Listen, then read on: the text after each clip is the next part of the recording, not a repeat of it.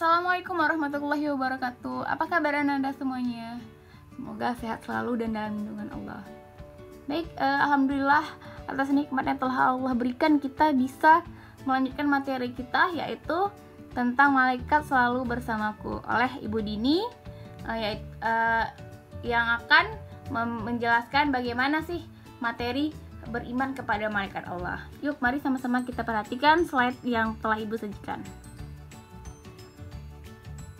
Baik, nah terkait materi beriman kepada malaikat Allah ini, ada beberapa hal yang perlu Ananda ketahui dan Ananda akan capai ketika pembelajaran kita sudah selesai. Apa saja sih yang harus Ananda kuasai dalam materi kali ini? Yaitu, yuk mari sama-sama kita lihat. Nah, jadi yang pertama, Ananda harus mampu menyebutkan pengertian beriman kepada malaikat-malaikat Allah. Kemudian, Ananda juga mampu menyebutkan dalil nakli dan akli tentang beriman kepada malaikat Allah. Dan yang terakhir, mampu menjelaskan kedudukan serta memahami tugas-tugas malaikat Allah Subhanahu wa Ta'ala. Jadi, ketika pembelajaran kali ini selesai, Ananda sudah dipastikan bisa menguasai ketiga tujuan pembelajaran kita ini.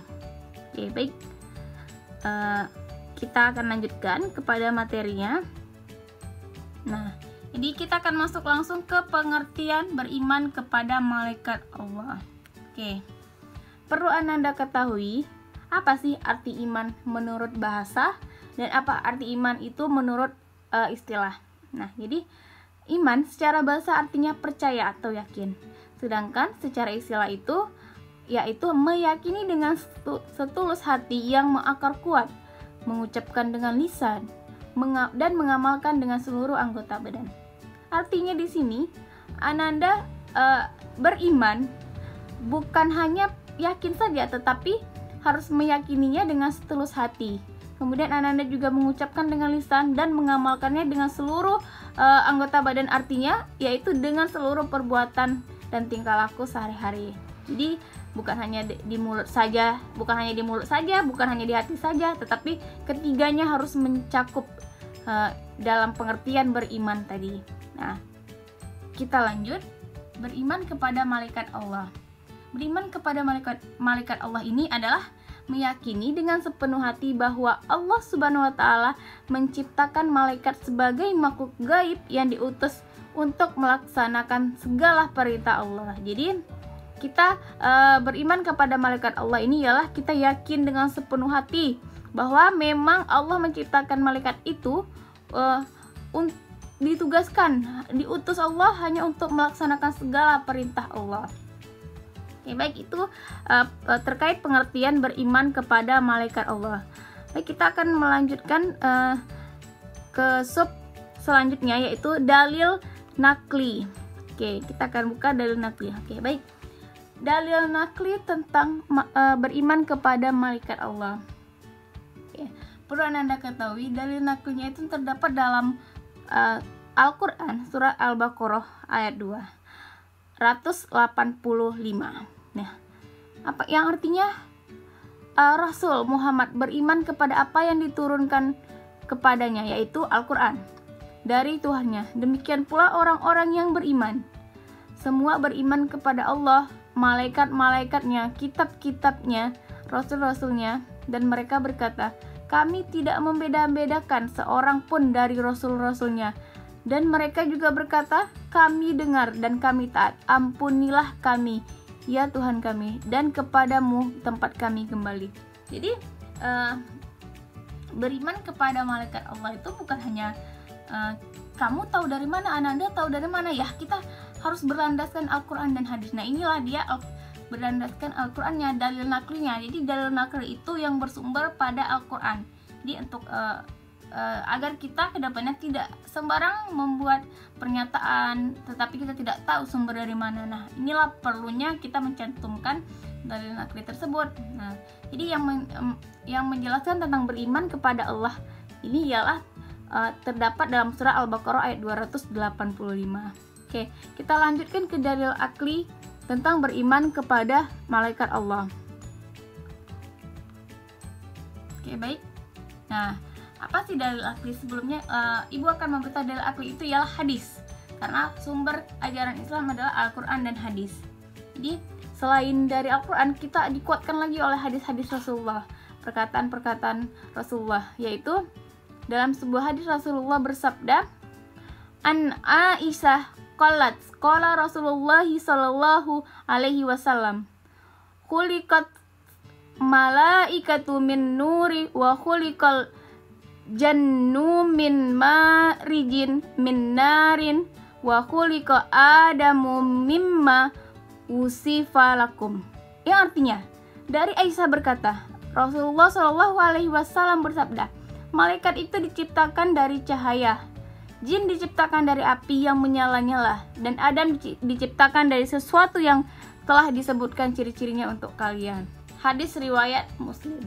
Nah, jadi selain dari Al-Quran tadi, kita juga dikuatkan lagi dengan hadis yang diriwayatkan oleh Muslim ini, yaitu bahwa malaikat itu diciptakan Allah dari cahaya.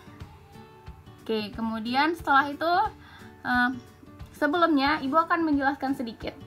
Jadi beriman kepada malaikat itu, kita setidaknya harus mengetahui apa pengertian beriman tersebut, terus bagaimana, dari mana sih sumbernya beriman kepada maka Allah, apa sumber landasannya, itu dari Al-Quran dan hadis. Dan yang seperti udah Ananda lihat tadi dari surah Al-Baqarah ayat 285 dan hadis yang diriwayatkan oleh Muslim. Kemudian bagaimana sih kedudukan malaikat tersebut? Nah, kita akan lihat pada slide berikutnya.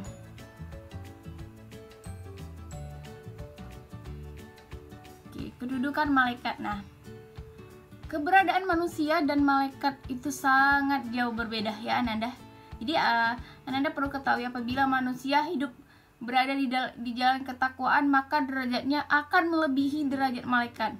Karena manusia bila menempuh jalan ketakwaan harus melakukan mujahadah an-nafs, sedangkan malaikat tidak perlu melakukan itu karena memang malaikat tidak memiliki hawa nafsu.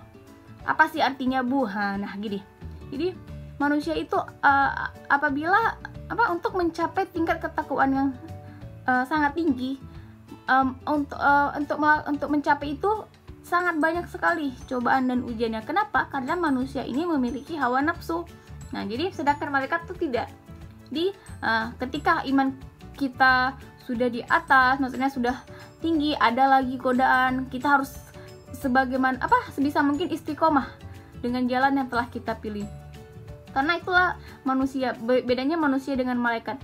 Manusia ini banyak memiliki hawa nafsu, jadi banyak sekali godaan yang bisa menggoda, bisikan-bisikan yang dapat menggoda manusia dan merubah hati serta pikiran manusia.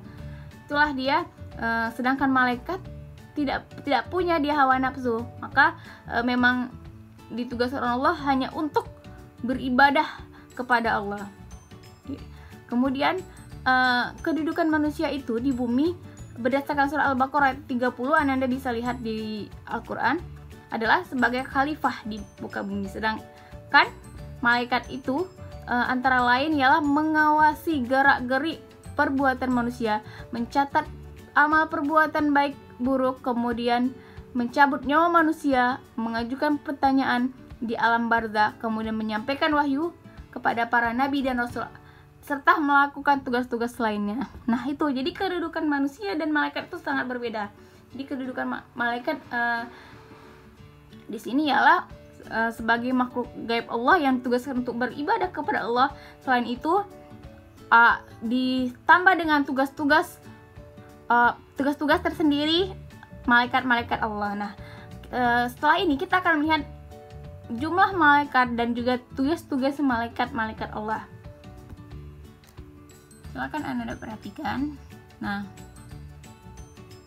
baik, malaikat-malaikat, nama-nama malaikat Allah beserta tugasnya. Jadi Anda pasti sudah tahu juga, sebelumnya pernah belajar di SMP ataupun waktu masih sekolah SD. Secara umum sudah sering kali dijelaskan bahwa malaikat yang wajib kita imani itu ada 10, yaitu yang pertama siapa? malaikat Jibril, kemudian malaikat Mikail, malaikat Israfil, malaikat Mungkar dan Nakir, kemudian malaikat Rakib, malaikat Atid, malaikat Malik, dan malaikat Ridwan. Jadi apa saja sih tugas-tugas malaikat tersebut? Jadi setiap malaikat sudah diberikan Allah tugas-tugasnya masing-masing. Yang pertama, malaikat Jibril, apa tugasnya? Yaitu menyampaikan wahyu dari Allah Subhanahu wa taala kepada para rasul-rasulnya. Kemudian malaikat Mikail mengatur urusan makhluk Allah sekaligus mengatur rezeki terutama kepada manusia. Jadi rezeki yang diberikan Allah itu melalui malaikat Mikail. Kemudian malaikat Israel, yaitu diberi tugas mencabut nyawa semua makhluk. Kemudian malaikat Israfil diberi tugas meniup sangkakala. Selanjutnya malaikat Mungkar dan Nakir, ini adalah malaikat yang akan menanyakan dan menguji iman kita ketika kita sudah mati di alam kubur. Kemudian malaikat Rakib bertugas mencatat segala amal kebaikan manusia. Malaikat Atid bertugas mencatat segala amal keburukan manusia. Kemudian malaikat Malik, yaitu pemimpin malaikat yang bertugas di neraka. Artinya ketika masuk neraka nanti, apabila seorang masuk neraka maka akan bertemu dengan malaikat Malik di pintu neraka. Dan nauzubillah min dzalik, ya semoga kita semua bukan termasuk yang ketemu malaikat Malik. Amin amin ya Allah. Nah, kemudian yang terakhir yaitu malaikat Ridwan yang diberi tugas menjaga dan mengawasi surga serta menyambut semua hamba Allah yang akan masuk ke dalamnya.